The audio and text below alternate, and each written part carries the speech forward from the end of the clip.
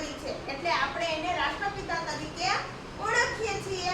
જો ગાંધીજી આપણને સ્વતંત્રતા ન આપી હોત તો હજુ આપણે અંગ્રેજોના ગુલામીમાં હોત, અને ગાંધીજીએ આપણને સ્વતંત્રતા અપાવી એટલે એના જન્મદિવસને આપણે એક તહેવાર તરીકે ઉજવીએ છીએ.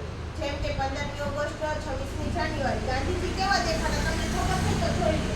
જો એ આંખમાં ચશ્મા પહેરતા, પછી આ શરીરે કપડું વીંટતા અને નીચે ધોતી પહેરતા. એના 3 વાંદરા હતા.